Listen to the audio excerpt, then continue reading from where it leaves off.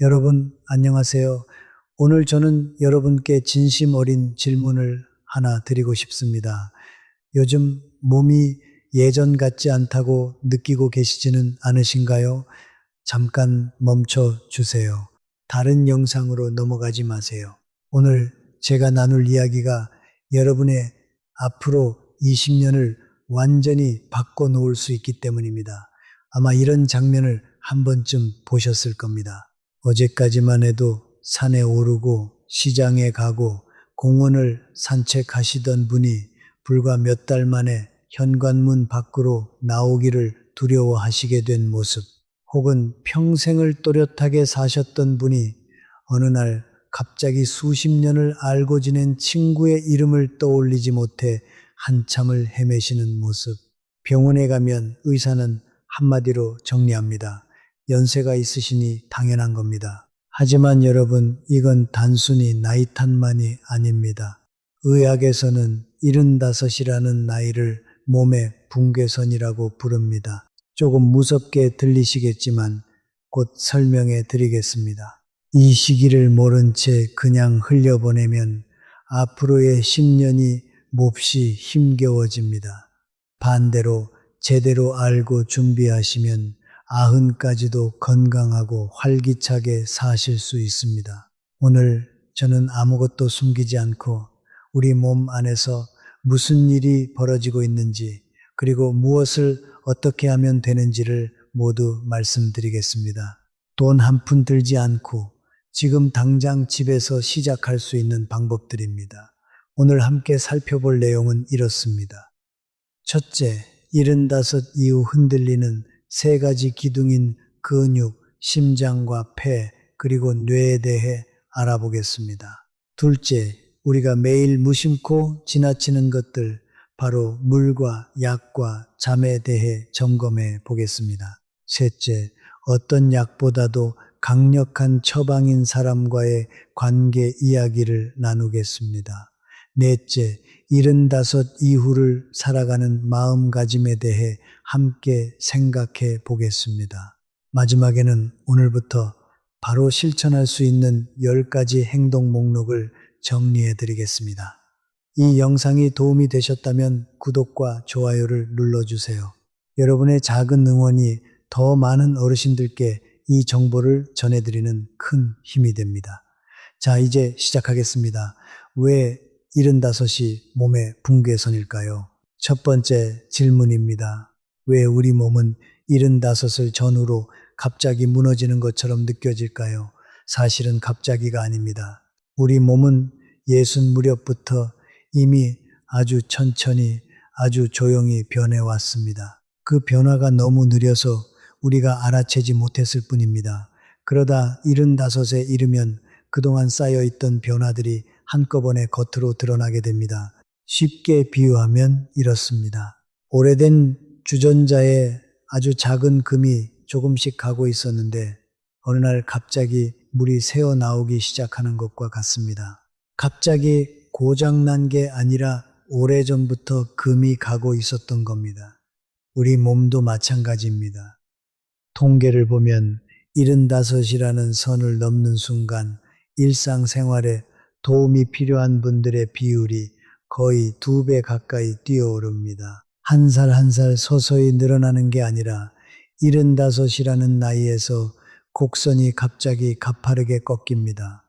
그래서 의학에서 이 나이를 붕괴선이라고 부르는 겁니다. 무섭게 들리시죠? 저도 처음 이 말을 들었을 때 가슴이 철렁했습니다. 그런데 이 선의 정체를 정확히 알고 나면 오히려 마음이 편해집니다. 막연한 두려움이 분명한 목표로 바뀌기 때문입니다. 어디가 약해지는지 알면 어디를 지키면 되는지도 알게 되니까요. 많은 어르신들이 이런 말씀을 하십니다. 아침에 일어나는데 몸이 천근만근이다. 조금만 걸어도 숨이 턱까지 찬다. 어제 만난 사람 이름이 오늘 생각이 안 난다. 이런 작은 신호들을 우리는 흔히 나이 탓이려니 하고 그냥 넘겨버립니다. 하지만 이것이야말로 몸이 보내는 가장 친절한 경고입니다. 금이 가기 시작했으니 지금 손을 보라는 신호인 거죠. 이 신호를 알아채는 분과 무시하는 분의 10년 뒤는 하늘과 땅 차이입니다. 오늘 이 영상을 보고 계신 여러분은 이미 그 신호를 알아채신 분들입니다. 그것만으로도 여러분은 이미 다른 길 위에 서 계신 겁니다. 첫 번째, 기둥, 근육. 이제 본론으로 들어가겠습니다. 75에 흔들리는 첫 번째 기둥, 바로 근육 이야기입니다. 많은 분들이 이렇게 생각하십니다. 근육은 운동선수나 젊은 사람들의 것이지 나이 들어서 무슨 근육이냐고요. 하지만 이건 정말 위험한 생각입니다. 75 이후 우리의 삶을 좌우하는 가장 중요한 열쇠가 바로 이 근육이기 때문입니다. 의학 연구에 따르면 75에서 85 사이에 우리 몸의 근육은 평균 31% 가까이 사라진다고 합니다. 60 무렵의 근육 감소 속도와는 비교가 안 될 만큼 빠릅니다.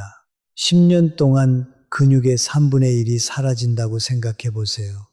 정말 무서운 일이 아닙니까? 그런데 왜 근육이 그렇게 중요할까요? 단순히 힘이 약해지는 문제가 아닙니다. 우리 몸의 근육은 단순한 고깃덩어리가 아니라 살아있는 거대한 창고이자 공장입니다. 근육은 우리가 넘어지지 않도록 몸의 균형을 잡아줍니다. 근육은 혈당을 끌어다 저장하는 창고 역할도 합니다. 그래서 근육이 줄면 똑같이 먹어도 혈당이 더 쉽게 오릅니다. 게다가 근육은 체온을 유지하고 면역과 회복에도 깊이 관여합니다. 한마디로 근육이 무너지면 몸 전체가 함께 무너집니다. 정수기로 비유하자면 근육은 물을 끌어올리는 펌프와 같습니다. 펌프가 약해지면 아무리 좋은 필터가 있어도 깨끗한 물이 콸콸 나오지 않습니다. 근육이 빠지기 시작하면 처음에는 아주 사소한 것들부터 느껴집니다. 장바구니가 무겁게 느껴지고 의자에서 일어날 때 나도 모르게 끙소리가 납니다. 계단을 오를 때 난간을 자꾸 잡게 됩니다. 여기까지는 그래도 견딜만 합니다. 문제는 그 다음입니다. 근육이 더 빠지면 걸음걸이가 흔들리고 작은 턱에도 발이 걸립니다. 그러다 한번 넘어지면 75 이후에 낙상은 단순한 멍으로 끝나지 않습니다. 고관절이 부러지면 오랜 시간 누워 지내야 하고 그렇게 누워 있는 동안 근육은 더 빠르게 사라집니다. 악순환이 시작되는 겁니다. 여기서 잠깐 꼭 드리고 싶은 말씀이 있습니다. 근육이 무너져서 거동이 힘들어지면 결국 누군가의 손을 빌려야 합니다. 그 손은 대개 우리 자녀들의 손입니다. 평생 자식들 키우느라 내 몸 돌볼 새도 없이 사셨는데 이제 와서 그 자식들에게 짐이 된다고 생각하면 그 마음이 얼마나 무겁겠습니까? 제가 만나뵌 어르신들이 가장 두려워하시는 것은 사실 죽음이 아니었습니다. 자식들에게 짐이 되는 것, 그게 가장 무섭다고 하셨습니다. 그러니 근육을 지키는 일은 단순히 내 건강을 위한 일이 아닙니다. 우리 가족 모두의 평안을 지키는 일이고 손주, 손잡고 공원을 걷는 그 평범한 행복을 끝까지 누리기 위한 일입니다. 그렇다면 어떻게 해야 할까요? 다행히 방법이 있습니다. 그것도 아주 간단합니다. 첫째는 단백질입니다. 나이가 들면 입맛이 없어진다고들 하시지만 75 이후에 단백질은 선택이 아니라 필수입니다. 거창할 것 없습니다. 아침에 삶은 달걀 하나, 점심에 두부 한 모, 저녁에 생선 한 토막. 이 정도만 꾸준히 드셔도 근육이 빠지는 속도가 눈에 띄게 늦춰집니다. 고기를 씹기 힘드시면 달걀찜이나 두부찌개도 좋습니다. 우유 한 잔, 작은 요구르트 하나도 훌륭한 단백질 공급원입니다. 끼니마다 손바닥만 한 크기의 단백질, 이것만 기억하세요. 둘째는 움직임입니다. 운동이라고 거창하게 생각하지 마세요. 그냥 몸을 움직이는 습관이라고 여기시면 됩니다. 가장 쉬운 건 의자에서 앉았다 일어서기입니다. 텔레비전을 보시면서 광고가 나올 때마다 의자에서 천천히 10번만 앉았다 일어서 보세요. 이것만으로도 우리 허벅지에 큰 근육이 깨어납니다. 허벅지 근육은 우리 몸에서 가장 큰 근육이라 여기만 지켜도 절반은 성공입니다. 처음엔 5번도 힘드실 수 있습니다. 괜찮습니다. 5번부터 시작하세요. 내일은 6번, 모레는 7번 이렇게 천천히 늘려가시면 됩니다. 보너스로 하나 더 드리겠습니다. 단백질을 드신 후 30분 안에 가볍게 몸을 움직여 주시면 그 단백질이 근육으로 가는 길이 활짝 열립니다. 식사 후 설거지를 하거나 집안을 한 바퀴 천천히 도는 것만으로도 충분합니다.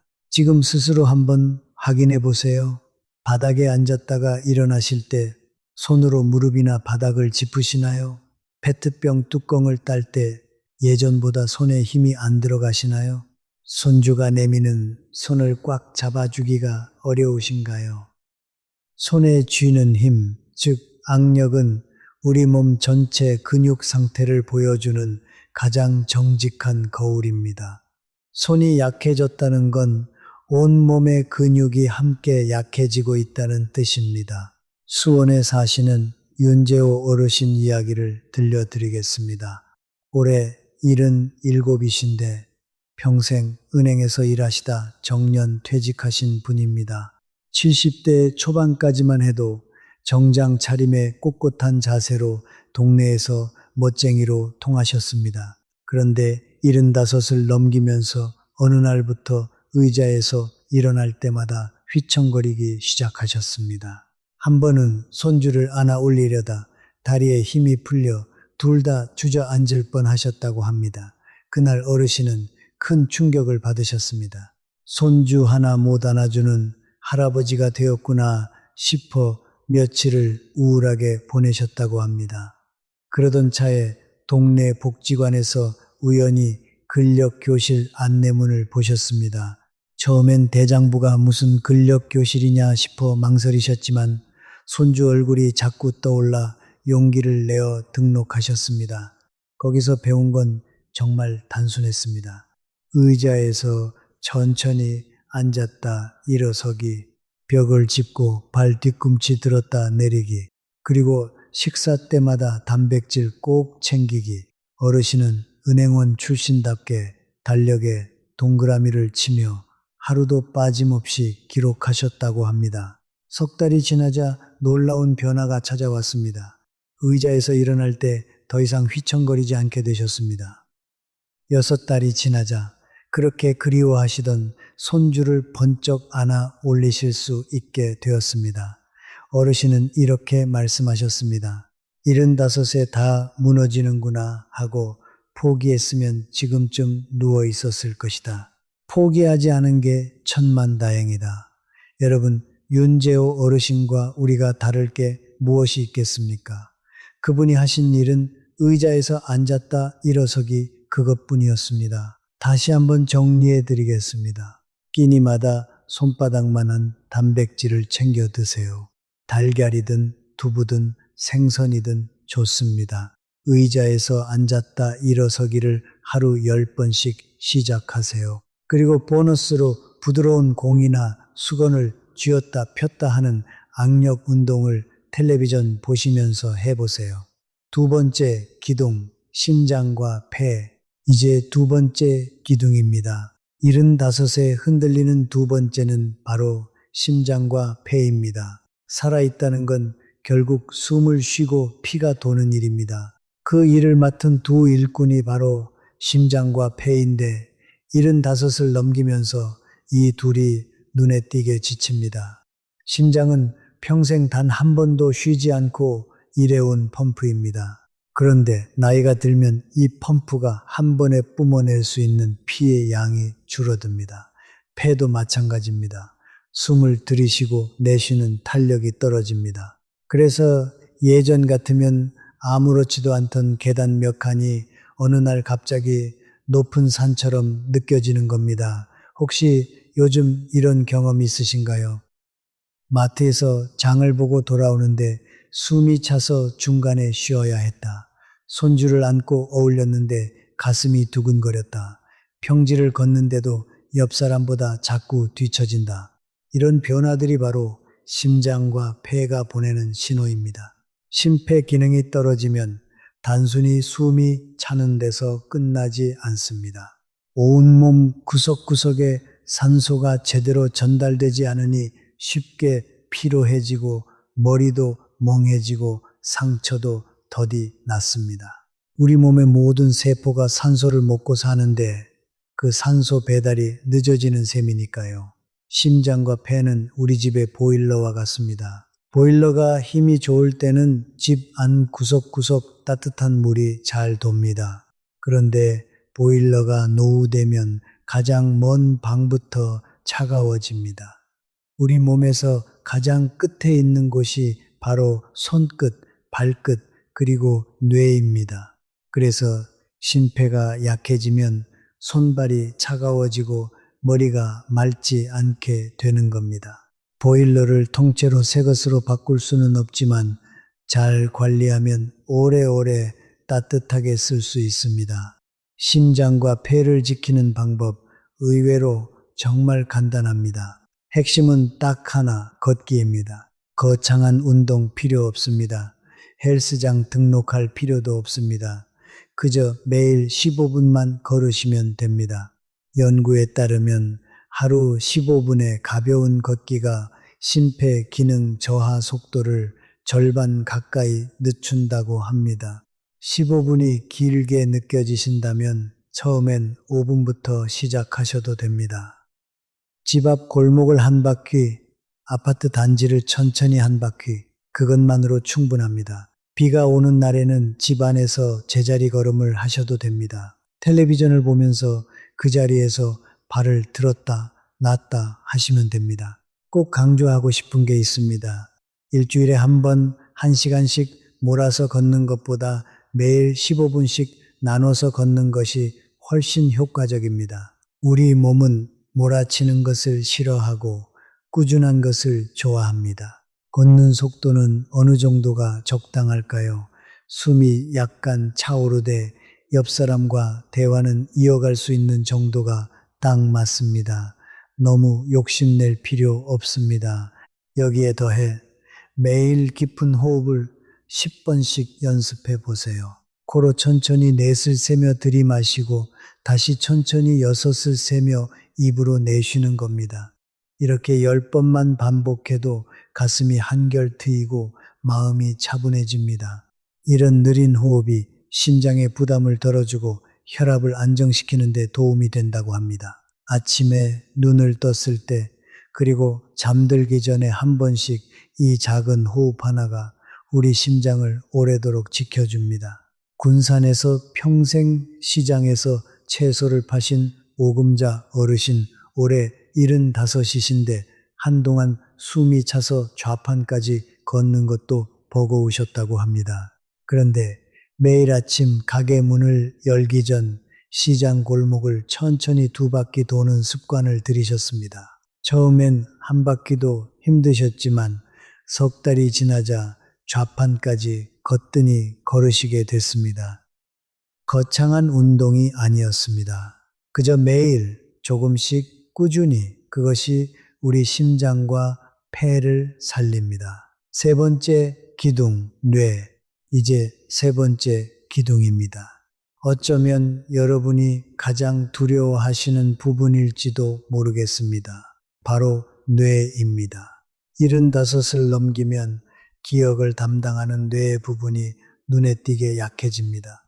친구 이름이 입에서 맴돌기만 하고 나오지 않습니다.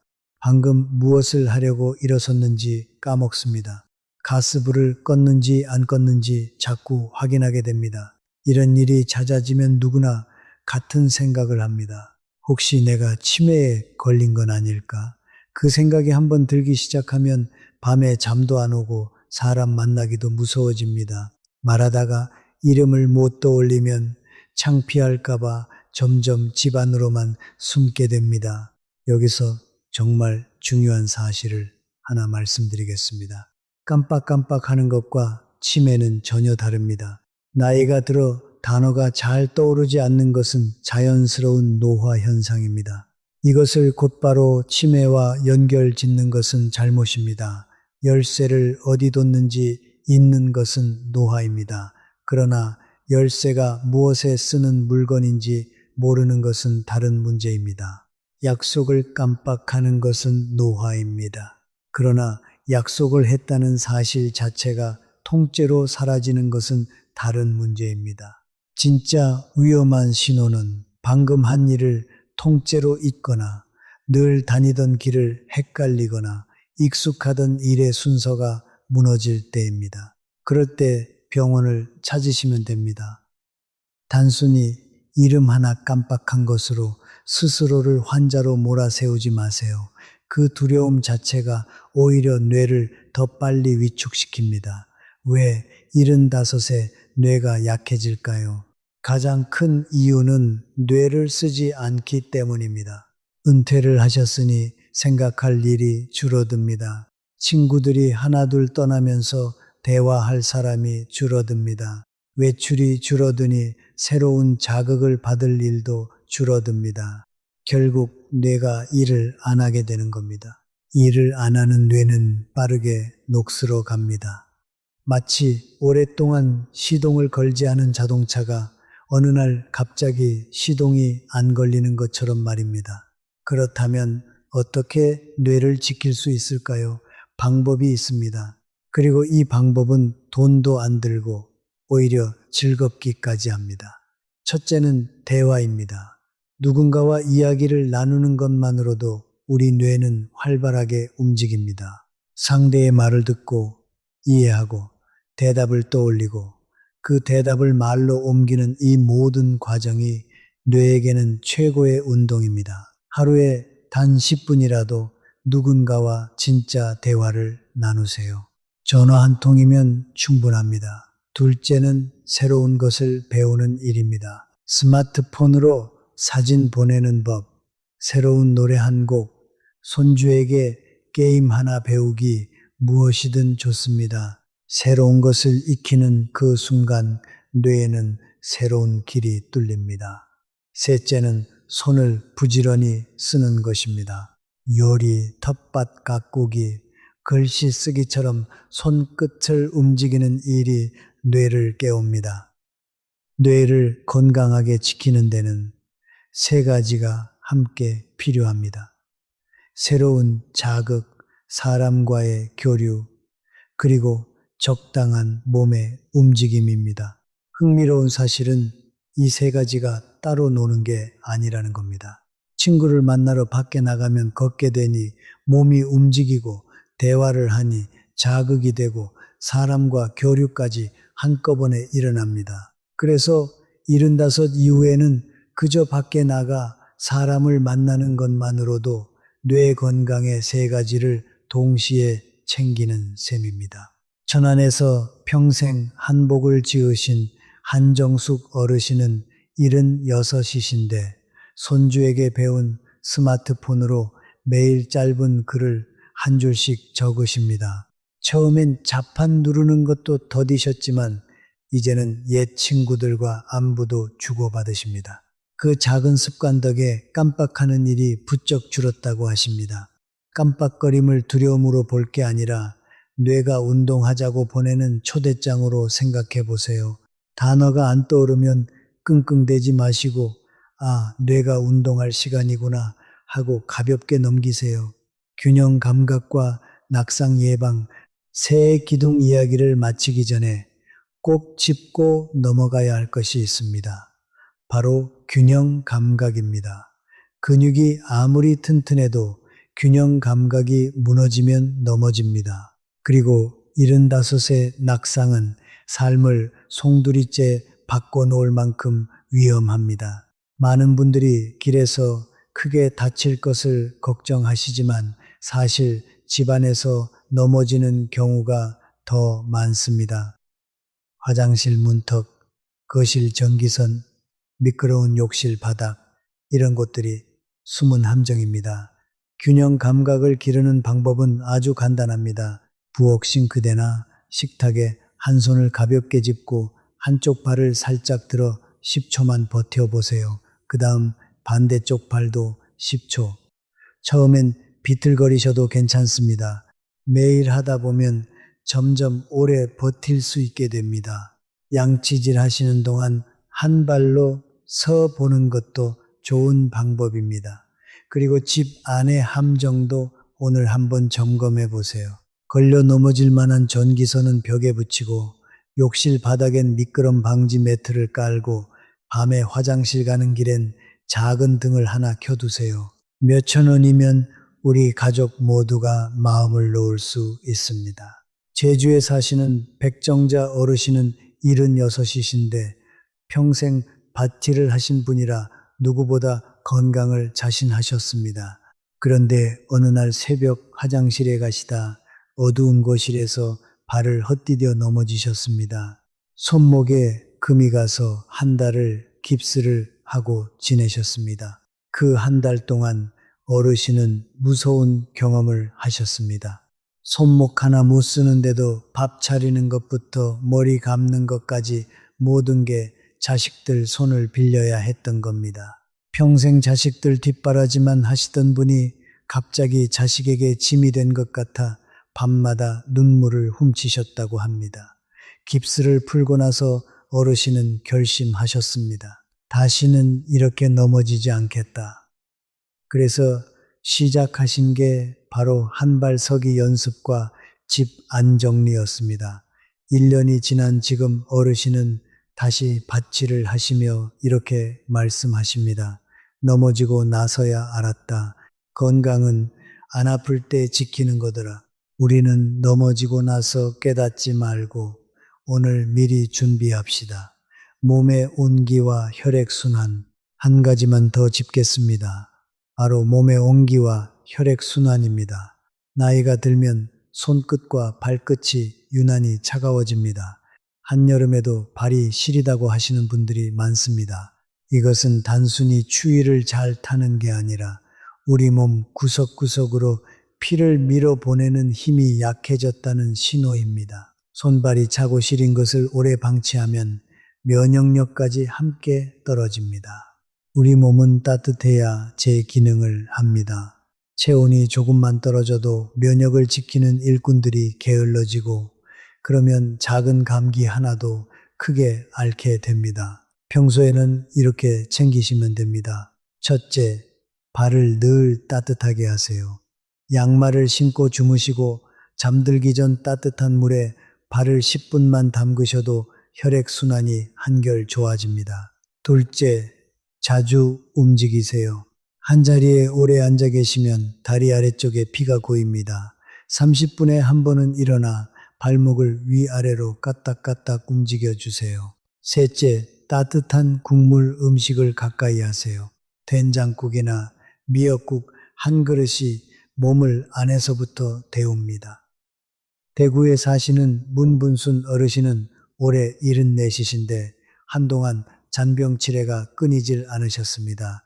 그런데 매일 밤 따뜻한 물에 발을 담그고 양말을 신고 주무시고 아침마다 된장국 한 그릇을 챙겨 드시기 시작하셨습니다. 2달이 지나자 손발 시린 증상이 눈에 띄게 줄고 그 잦던 감기도 거의 사라졌다고 합니다. 특별한 비결이 아니었습니다. 그저 몸을 따뜻하게 그리고 부지런히 움직여주는 것. 그것이 75 이후 면역을 지키는 가장 확실한 방법입니다. 물, 약, 잠. 여기까지 세 기둥 이야기를 마쳤습니다. 이제는 그 기둥들을 떠받치는 보이지 않는 바닥, 바로 물과 약과 잠에 대해 말씀드리겠습니다. 이 세 가지를 놓치면 아무리 걷고 단백질을 챙겨도 밑 빠진 독에 물 붓기가 됩니다. 먼저 물입니다. 여러분, 하루에 물을 몇 잔이나 드시나요? 많은 분들이 이렇게 말씀하십니다. 목이 안 말라서 물을 잘 안 마셔요. 바로 그게 함정입니다. 나이가 들면 우리 몸은 목마름을 느끼는 감각 자체가 둔해집니다. 몸은 물이 부족해서 비상이 걸렸는데 정작 뇌는 목마르다는 신호를 제대로 보내지 못하는 겁니다. 그래서 75 이후에는 목이 마르지 않아도 의식적으로 물을 챙겨 드셔야 합니다. 어르신들의 탈수는 본인도 모르는 사이에 진행되며 어지럼증과 변비, 심하면 갑작스러운 의식 저하의 원인이 되기도 합니다. 물이 부족하면 피가 끈적해지고 끈적한 피는 좁아진 혈관을 지나가기 더 힘들어집니다. 탈수는 혈관이 막히는 사고, 즉 뇌졸중이나 심장 문제와도 연결됩니다. 특히 잠자는 동안에는 몇 시간씩 물을 못 마시니 새벽녘에 피가 가장 끈적해집니다. 어르신들에게 새벽에 안 좋은 일이 자주 생기는 데는 이런 이유도 있습니다. 방법은 정말 쉽습니다. 시간을 정해 놓고 마시는 겁니다. 아침에 일어나자마자 한 잔, 점심 드시기 전 한 잔, 저녁 드시기 전 한 잔, 잠자리에 들기 한두 시간 전에 한 잔, 이렇게만 챙겨도 하루에 필요한 물을 거의 다 채우실 수 있습니다. 특히 아침에 일어나서 마시는 미지근한 물 한 잔은 밤새 끈적해진 피를 부드럽게 풀어주고 굳어있던 장을 깨워줍니다. 하루를 여는 가장 좋은 습관입니다. 소변색으로도 확인하실 수 있습니다. 맑은 노란빛이면 충분한 것이고 진한 갈색에 가까우면 물이 부족하다는 신호입니다. 커피나 진한 녹차는 오히려 몸에서 물을 빼앗아 가니 물 대신으로 생각하시면 안 됩니다. 다음은 약입니다. 75을 넘기면 대부분 한두 가지 이상의 약을 드시게 됩니다. 혈압약, 당뇨약, 콜레스테롤약, 무릎약, 수면제까지 어느새 약봉지가 한 움큼이 됩니다. 여기서 정말 중요한 사실이 있습니다. 약이 많다고 해서 건강한 게 아니라는 겁니다. 오히려 약이 너무 많으면 약끼리 부딪혀서 새로운 문제를 일으키기도 합니다. 여러 병원에서 받은 약을 한꺼번에 드시는 어르신들에게 중복되거나 충돌하는 약이 적지 않게 발견된다고 합니다. 약 관리에는 두 가지 원칙이 있습니다. 첫째, 정해진 시간을 정확히 지키는 것입니다. 아침 약은 아침 식사 후 30분 안에, 저녁 약은 저녁 식사 후에 이 시간이 들쑥날쑥하면 약효도 들쑥날쑥해집니다. 요일별, 시간별 약통을 하나 장만하시면 오늘 약을 먹었는지 안 먹었는지 한눈에 알 수 있습니다. 둘째, 석 달에 한 번은 드시는 모든 약을 봉지째 모아서 병원에 가져가세요. 그리고 의료진에게 보여드리며 여쭤보세요. 이 중에 겹치는 약은 없는지, 이제는 줄여도 되는 약은 없는지, 그리고 절대로 스스로 판단해서 약을 끊지 마세요. 혈압약을 먹어서 혈압이 정상이 된 것이지 병이 나아서 정상이 된 게 아닙니다. 약을 끊으면 혈압이 다시 치솟는데 이때 갑작스러운 혈관 사고가 일어날 수 있습니다. 새로운 약을 받으실 때 약사 선생님께 이 약이랑 같이 먹으면 안 되는 게 있나요? 하고 딱 한마디만 여쭤보세요. 그 한마디가 우리 건강을 지키는 든든한 울타리가 됩니다. 마지막으로 잠입니다. 많은 분들이 이렇게 말씀하십니다. 나이 드니까 잠이 줄어서 새벽에 자꾸 깨요. 사실 나이가 들면 잠의 양이 줄어드는 게 아니라 깊은 잠이 줄어드는 겁니다. 얕은 잠만 자다 보니 자주 깨고 자고 일어나도 개운하지 않은 거죠. 깊은 잠을 못 자면 낮에 졸리고 졸리니까 낮잠을 길게 자고 그러면 밤에 또 못 자는 악순환이 돕니다. 수면의 질이 떨어지면 기억력 저하와 면역력 약화, 그리고 우울감과도 깊이 연결됩니다. 어떻게 깊은 잠을 되찾을 수 있을까요? 첫째, 낮잠을 30분 안으로 줄이세요. 낮잠이 길어지면 밤잠을 도둑 맞습니다. 오후 늦은 시간에는 아예 주무시지 않는 게 좋습니다. 둘째, 잠자리에 들기 전 1시간은 몸에게 곧 잘 시간이라는 신호를 주는 시간입니다. 이때 텔레비전이나 휴대폰의 밝은 화면을 보면 뇌는 아직 낮인 줄 알고 잠을 미룹니다. 잠들기 1시간 전에는 화면을 끄고 방을 어둑하게 만드세요. 따뜻한 우유 한 잔이나 잔잔한 음악도 도움이 됩니다. 셋째, 침대는 오직 잠자는 곳으로만 쓰세요.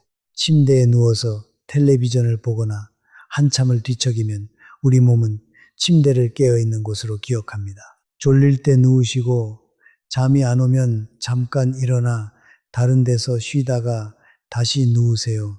넷째, 매일 같은 시간에 일어나세요. 이것이 생체 시계를 안정시키는 가장 확실한 방법입니다. 아무리 밤에 잠을 못 잤어도 아침에는 정해진 시간에 일어나 커튼을 활짝 열고 햇빛을 쬐세요. 아침 햇살이 그날 밤의 수면까지 깊어지게 만들어줍니다. 좋은 잠은 밤에 만들어지는 게 아니라 낮에 만들어집니다. 낮에 햇빛을 보고 몸을 움직이고 사람을 만나면 밤에 잠이 알아서 찾아옵니다. 천안에 사시는 서영순 어르신은 올해 66이시고 평생 약국을 운영하셨던 분입니다. 가게를 정리하고 은퇴하신 뒤로 깊은 불면증에 시달리셨습니다.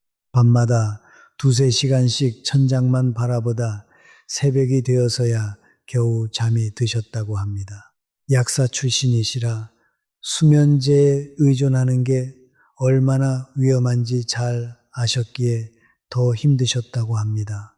그러던 중 건강 강좌에서 잠에 관한 이야기를 들으신 후 생활을 조금씩 바꾸셨습니다. 매일 아침 7시에 반드시 일어나 커튼을 활짝 열었고 낮잠은 딱 20분만, 저녁 6시 이후로는 커피를 끊으셨고 잠들기 1시간 전엔 휴대폰을 멀리 두고 따뜻한 물로 발을 담그셨습니다. 처음 일주일은 별 효과가 없었다고 합니다. 하지만 2주, 3주가 지나자 잠드는 시간이 점점 빨라졌습니다. 지금 어르신은 약 하나 없이도 밤이면 스르르 잠이 든다고 하십니다. 어르신이 하신 말씀이 인상 깊었습니다. 잠은 억지로 자려고 하면 더 안 온다. 그냥 낮을 잘 보내면 밤은 저절로 따라오더라. 사람과의 관계. 이제 정말 중요한 이야기를 드릴 차례입니다. 어쩌면 오늘 나눈 모든 이야기 중에서 가장 강력한 약일지도 모릅니다. 바로 사람 그리고 관계입니다. 여러분, 외로움이 담배만큼 몸에 해롭다는 말을 들어보신 적 있으신가요? 놀라시겠지만 사실입니다. 깊은 외로움 속에 사는 것은 하루에 담배 15개비를 피우는 것만큼 건강에 해롭다고 합니다. 반대로 따뜻한 관계는 우리 수명을 늘리고 치매를 늦추고 면역력까지 높여줍니다. 미국 하버드 의과대학에서는 무려 75년이라는 긴 세월 동안 무엇이 사람을 건강하고 행복하게 만드는지를 추적했습니다. 그 긴 연구의 결론이 무엇이었을까요? 돈도 아니고 명예도 아니었습니다. 바로 따뜻한 관계였습니다. 곁에 마음을 나눌 사람이 있는 분들이 더 오래, 더 건강하게 사셨습니다. 그러니 사람과의 관계는 우리에게 가장 강력한 보약입니다. 75 이후의 관계, 어떻게 가꿔야 할까요? 첫째, 일주일에 한 번은 먼저 누군가에게 연락하세요. 친구든 형제든 자녀든 상관없습니다. 길게 통화할 필요도 없습니다. 잘 지내십니까? 밥은 드셨어요? 이 짧은 안부 한마디가 외로움을 막고 우리 뇌를 깨웁니다. 둘째, 일주일에 한 번이라도 사람들이 모이는 자리에 나가세요. 복지관이든 경로당이든 어디든 좋습니다. 거기서 꼭 새 친구를 사귀어야 하는 게 아닙니다.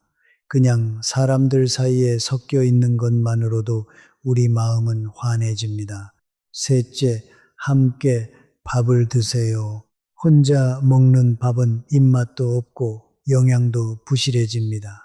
누군가와 마주 앉아 먹으면 자연스럽게 더 잘 드시게 되고 이야기도 오갑니다. 여기서 꼭 짚고 넘어가고 싶은 이야기가 있습니다. 관계를 지키려다 오히려 관계를 잃는 경우를 너무 많이 봤기 때문입니다. 바로 모임에서의 돈 문제입니다. 모임에 나가면 늘 먼저 지갑을 꺼내시는 분이 계십니다. 좋은 사람으로 보이고 싶어서, 여유 있는 사람으로 보이고 싶어서 매번 먼저 밥값을 내십니다. 처음엔 다들 고마워합니다. 그런데 이상하게도 시간이 지날수록 그 모임에 나오는 사람이 하나 둘 줄어듭니다. 이유는 이렇습니다. 사람에게는 받으면 갚고 싶어 하는 본능이 있습니다. 한 사람이 매번 먼저 내버리면 받는 사람은 갚을 기회를 잃습니다. 고맙다는 마음보다 미안하다는 마음, 빚진 것 같은 마음이 쌓입니다. 그래서 결국 그 자리가 불편해지고 발걸음을 끊게 되는 겁니다. 우정은 평등할 때 가장 깊어지는 법입니다. 그러니 진짜 오래가는 관계를 원하신다면 모임에서는 각자 내거나 돌아가며 내세요. 각자 낼 때 서로 부담이 없어 더 자주 만나게 되고 빚진 마음이 없으니 더 편하게 연락하게 됩니다. 정말 마음을 전하고 싶으시다면 돈보다 더 귀한 것을 나누세요. 친구가 힘들 때 곁에서 이야기를 들어주는 것, 아플 때 한번 들여다보는 것, 텃밭에서 기른 상추 한 봉지, 손수 담근 김치 한 통을 건네는 것, 이런 작은 정성이 비싼 밥 한 끼보다 훨씬 더 마음에 남습니다. 그리고 칭찬과 격려를 아끼지 마세요. 나이가 들면 칭찬받을 일이 참 드뭅니다. 얼굴 좋아 보인다. 오늘 옷이 잘 어울린다. 머리 자르니 10년은 젊어 보인다. 이런 따뜻한 말 한마디는 돈 한 푼 안 들지만 곁에 있는 사람의 하루를 환하게 밝혀줍니다. 무엇보다 중요한 건 들어주는 것입니다. 친구가 이야기할 때 휴대폰을 내려놓으세요. 고민을 털어놓을 때 섣불리 충고하려 들지 마세요. 그냥 들어주고 고개 끄덕여주고 많이 힘들었겠다 한마디 건네주세요. 누군가 내 이야기를 진심으로 들어준다는 것 그 자체가 어떤 위로보다 큰 힘이 됩니다. 정해철 어르신 이야기. 안동에 사시는 정해철 어르신 올해 75이십니다. 평생 우체국에서 일하시다 정년을 맞으신 분인데 73까지만 해도 동네에서 소문난 정정한 분이셨습니다. 새벽이면 어김없이 뒷산에 오르셨고 친구들과 바둑도 두시고 손주들과 공원도 산책하셨습니다. 주변에서는 다들 이렇게 말했습니다. 해철이 형은 90까지도 건강하겠다. 그런데 75 생신을 막 넘기시고 얼마 지나지 않아 이상한 일들이 하나둘 찾아오기 시작했습니다. 어느 날 아침 늘 다니던 산길을 오르시는데 평소와 다르게 숨이 턱까지 차올랐습니다. 그냥 컨디션이 안 좋은가 보다 하고 넘기셨습니다. 며칠 뒤에는 무릎에서 시큰한 통증이 느껴졌습니다. 나이 들면 다 그런 거지 뭐. 그렇게 또 몇 달이 흘렀습니다. 그러던 어느 날 친구 집에 다녀오시다 현관을 나서는데 갑자기 어지럼증이 확 밀려왔습니다. 한 발 내딛는 순간 몸의 중심이 흔들렸고 그대로 주저앉으셨습니다. 크게 다치지는 않으셨지만 그날 이후로 바깥에 나가는 것 자체가 두려워지셨습니다. 또 넘어지면 어쩌나 그 생각이 머릿속을 떠나지 않았습니다. 병원에 가시니 의사는 이렇게만 말했습니다. 연세가 있으시니 자연스러운 겁니다. 그렇게 혈압약이 생기고 무릎약이 생기고 어지럼증약까지 생겼습니다. 약봉지가 늘어날수록 마음은 점점 무거워졌습니다. 그리고 더 무서운 일이 찾아왔습니다. 40년을 알고 지낸 친구의 이름이 입안에서만 맴돌 뿐 도무지 떠오르지 않았습니다. 그날 밤 어르신은 한숨도 주무시지 못했습니다. 혹시 내가 치매가 시작된 건 아닐까? 두려움은 점점 커졌고 사람 만나는 일조차 부담스러워졌습니다. 그러던 어느 날 오랜만에 옆 동네 강만호 어르신을 마주쳤습니다. 강만호 어르신은 정해철 어르신보다 2살이 많은 77이셨는데도 여전히 얼굴에 생기가 도셨습니다. 정해철 어르신이 물으셨습니다. 형님은 어떻게 그렇게 정정하십니까? 저는 요즘 영 몸이 말을 안 듣습니다. 강만호 어르신은 빙긋 웃으며 이렇게 답하셨습니다. 나도 75 넘기고 한참을 힘들었어. 무릎도 쑤시고 숨도 차고 자꾸 깜빡깜빡하고 그런데 동네 보건소 프로그램에서 한 가지를 배웠지. 75은 몸이 통째로 바뀌는 시기라는 거야. 그걸 인정하고 아주 작은 것부터 바꾸면 된다더라고. 그래서 나는 그날부터 아침마다 딱 20분만 천천히 걷고 끼니마다 삶은 달걀 하나씩 더 먹고 일주일에 한 번은 친구들이랑 꼭 얼굴을 봐. 그랬더니 몸이 다시 살아나더라고. 그날 정해철 어르신은 강만호 어르신의 말을 곱씹고 또 곱씹으셨습니다.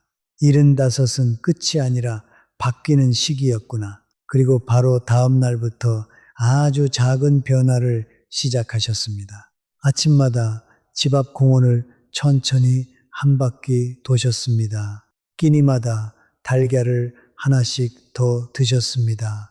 일주일에 한 번은 옛 친구에게 먼저 전화를 거셨습니다. 한 달이 지나고 2달이 지나자 조금씩 달라지기 시작했습니다. 무릎 통증이 잦아들었고 계단을 올라도 숨이 덜 찼습니다. 무엇보다 마음이 한결 가벼워지셨습니다. 어르신은 그제야 깨달으셨습니다. 75은 포기하는 나이가 아니라 다시 시작하는 나이였구나. 변화를 인정하는 것, 작은 것부터 시작하는 것, 혼자가 아니라 함께하는 것, 이 3가지가 75의 운명을 바꿉니다. 75 이후의 마음가짐. 이제 마지막 이야기입니다. 몸을 아무리 잘 챙겨도 마음이 무너지면 다 소용없습니다. 그래서 75을 맞는 마음가짐 이야기로 오늘을 마무리하려 합니다. 75의 가장 큰 위기는 사실 무릎도 아니고 기억력도 아닙니다. 바로 나는 이제 끝났다는 생각입니다. 이 생각이 한번 마음의 자리를 잡으면 아무것도 하기 싫어지고 그러면 우리 몸도 빠르게 무너집니다. 마음이 포기하면 몸은 더 빨리 포기합니다. 그러니 오늘 이것만은 꼭 마음에 새겨두세요. 75은 끝이 아니라 다시 시작하는 나이입니다. 사람은 같은 강물에 2번 발을 담글 수 없다는 말이 있습니다. 강물이 끊임없이 흐르듯 우리 몸도 끊임없이 변합니다. 20살의 몸, 50살의 몸, 75의 몸은 모두 다릅니다. 그런데 우리는 자꾸 예전의 몸에 집착합니다. 예전엔 이 정도는 거뜬했는데 하면서 스스로를 탓합니다. 그 집착이 우리를 괴롭게 만듭니다. 이제는 흐르는 변화를 받아들이고 지금의 몸과 사이좋게 살아가는 지혜가 필요합니다. 천천히 걷는 것도 걷는 것이고 한 번에 못하면 2번에 나눠서 하면 됩니다. 느려진 게 잘못이 아닙니다. 느려진 나를 미워하는 게 우리를 더 아프게 합니다. 마음을 다스리는데 가장 좋은 약은 감사입니다. 거창한 게 아닙니다. 매일 밤 잠들기 전에 오늘 감사했던 일 3가지만 떠올려 보세요. 따뜻한 햇살 한 줌, 맛있게 먹은 한 끼, 걸려온 자식의 안부 전화, 이렇게 작은 것들을 하나씩 헤아리다 보면 우리 삶이 생각보다 훨씬 풍요롭다는 걸 깨닫게 됩니다. 어떤 분은 이렇게 말씀하실지 모릅니다. 아픈데 투성이인데 뭐가 감사하냐. 그 마음 충분히 이해합니다. 하지만 바로 그럴 때일수록 아직 내 두 발로 화장실에 갈 수 있음에, 아직 자식 목소리를 알아들을 수 있음에 감사해 보세요.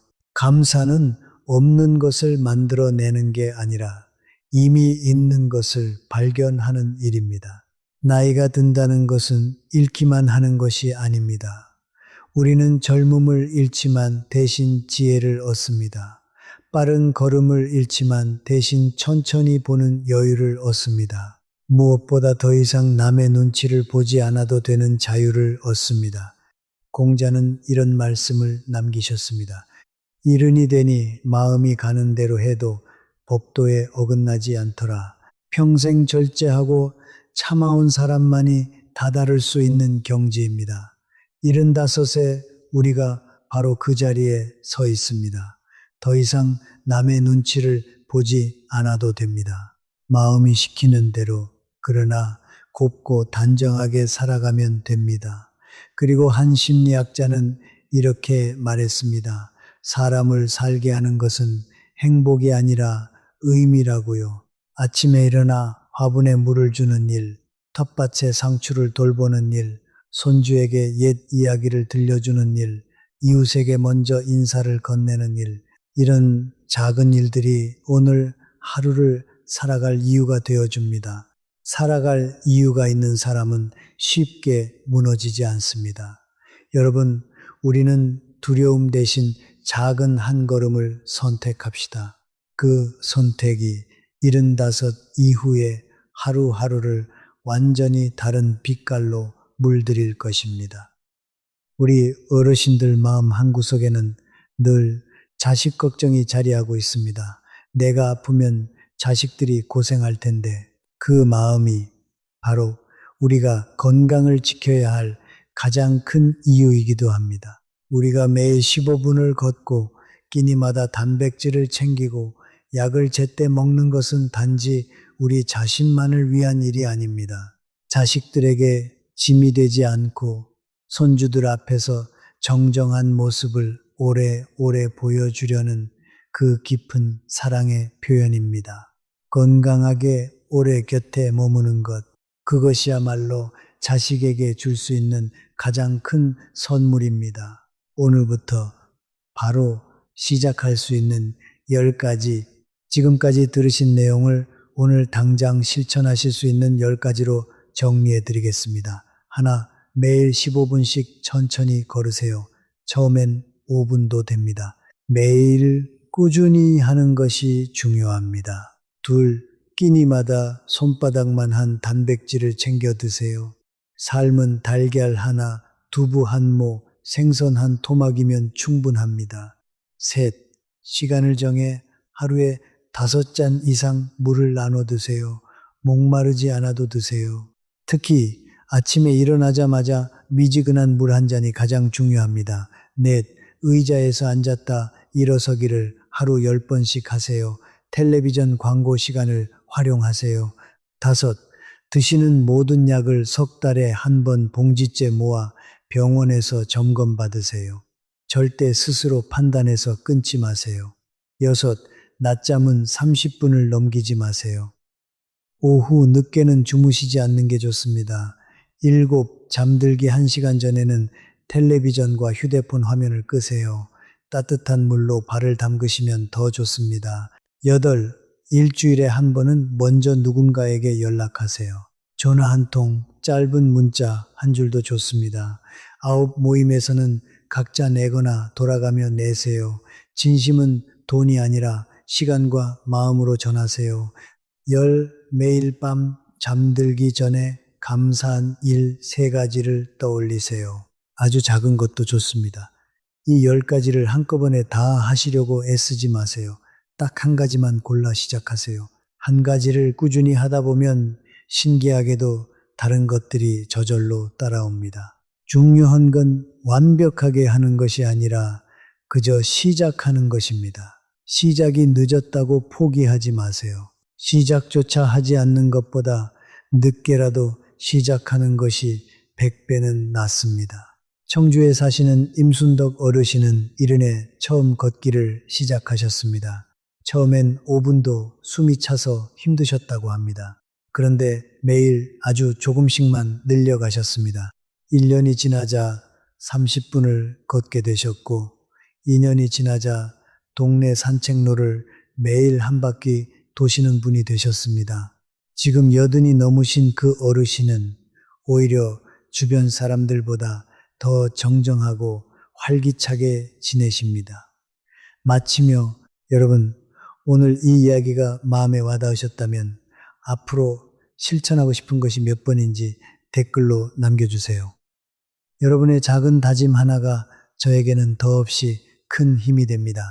이 영상이 도움이 되셨다면 구독과 좋아요를 눌러주시고 주변의 소중한 분들께 공유해 주세요. 그 작은 손길이 더 많은 어르신들께 이 정보를 전해드리는 큰 힘이 됩니다. 끝으로 꼭 드리고 싶은 말씀이 있습니다. 몸이 예전 같지 않아도 괜찮습니다. 마음이 살아있다면 우리는 여전히 살아있는 것입니다. 여러분이 살아오신 75 해가 넘는 세월은 그 자체로 위대한 여정입니다. 그러니 포기하지 마시고 오늘부터 다시 시작하세요. 아침에 눈을 뜨시면 창문을 활짝 여시고 햇살을 받으며 깊게 숨을 들이쉬세요. 오늘도 나는 살아있다. 이 사실 하나만으로도 충분히 감사한 하루입니다. 75이라는 나이는 누구에게나 똑같이 찾아오지만 그 나이를 어떻게 맞이하느냐는 저마다 다릅니다. 어떤 분은 두려움에 떨며 집안에 갇히시고 어떤 분은 작은 한 걸음을 내디뎌 다시 일어서십니다. 그 차이는 결코 돈이나 운에서 오지 않습니다. 바로 오늘, 지금 이 순간 무엇을 선택하느냐에서 옵니다. 우리에게는 아직 충분한 시간이 있습니다. 아직 걸을 수 있는 두 다리가 있고, 아직 마음을 나눌 사람이 있고, 아직 따뜻한 밥 한 끼를 즐길 입맛이 있습니다. 이만하면 다시 시작하기에 모자람이 없습니다. 우리 함께 75을 끝이 아닌 가장 아름다운 새 출발로 만들어 봅시다. 여러분의 남은 하루하루가 햇살처럼 따뜻하고 환하기를 진심으로 바랍니다.